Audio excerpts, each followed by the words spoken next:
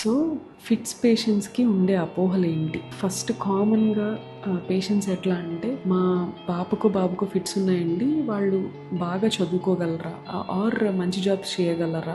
డెఫినెట్గా బాగా చదువుకోవచ్చండి అండ్ డెఫినెట్గా మంచి జాబ్స్ కూడా చేయగలరు. ఒకవేళ మీకు ఫిట్స్ వల్ల సైడ్ ఎఫెక్ట్స్ ఏమన్నా వస్తే దానికి మీ న్యూరాలజిస్ట్ని కలిస్తే మీకు దానికి ఒక సొల్యూషన్ చెప్తారు. సో దాంతో మీకు ఎటువంటి ప్రాబ్లం ఉండదు. సెకండ్ కామన్ క్వశ్చన్ ఏంటంటే, ఫిట్స్ ఉన్నప్పుడు మీరు మ్యారేజ్ చేసుకోవచ్చా ఆర్ మీ పిల్లలకి మీరు మ్యారేజ్ చేయొచ్చా? డెఫినెట్గా you can go for a marriage, but before that మీ న్యూరాలజిస్ట్ని కలిసి మీకు ఏమన్నా ఒకవేళ ఫ్యూచర్ పిల్లలకి ఫిట్స్ వెళ్ళే ఛాన్సెస్ ఏమన్నా ఉన్నాయా, ఇట్లాంటి రిస్క్స్ మీకు వాళ్ళు చెప్తారు. దాన్ని బట్టి you can definitely go for a marriage. Third వచ్చి, మేము ఫిట్స్ ఉన్నప్పుడు ప్రెగ్నెన్సీకి వెళ్ళొచ్చా? Definitely you can go for a pregnancy. But thing ఏంటంటే, మీరు కన్సీవ్ అవుతారు ఆర్ పిల్లల్ని కనాలన్న ప్లానింగ్ ఉన్నప్పుడే మీరు న్యూరాలజిస్ట్ని కలిస్తే మీకు certain supplements like folic acid ఇస్తారు. అట్ ద సేమ్ టైం మీరు ఏం మందులు వాడతారు, వాటి డోసెస్ ఎలా అడ్జస్ట్ చేయాలో చేసి మీకు పెడతారు. దాని ద్వారా మీరు హ్యాపీగా ప్రెగ్నెన్సీ పీరియడ్ అనేది అన్ఈవెంట్ఫుల్గా జరిగిపోతే అండ్ ఆల్సో డెలివరీ కూడా మీకు ఏ ఇష్యూస్ లేకుండా జరిగిపోతుంది.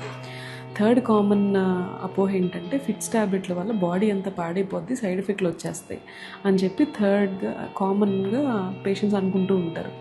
సైడ్ ఎఫెక్ట్స్ చాలా తక్కువలో బాగా ఎఫెక్టివ్గా ఉన్న మెడికేషన్స్ బోల్డ్ ఉన్నాయండి.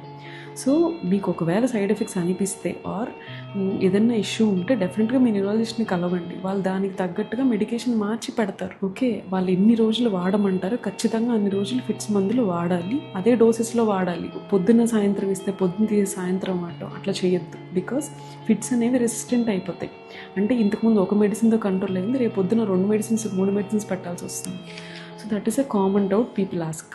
ఫోర్త్ థింగ్ ఏంటి అంటే, ఫిట్స్ వల్ల బీపీ వస్తుందా, షుగర్ వస్తుందా? ఫిట్స్ వల్ల అలాంటి కాంప్లికేషన్స్ వేరేవి రావండి, వేరే డిసీజెస్ అనేవి రావు. కానీ ఫిట్స్ కనుక కంట్రోల్లో లేకపోతే, ఫిట్స్ కనుక మనం చిన్న వయసులో ఉన్నప్పుడు మనము ఫిట్స్ని కంట్రోల్ చేయకపోతే చిన్నపిల్లల బ్రెయిన్ ఎదుగుదల అనేది ప్రాపర్గా జరగదు.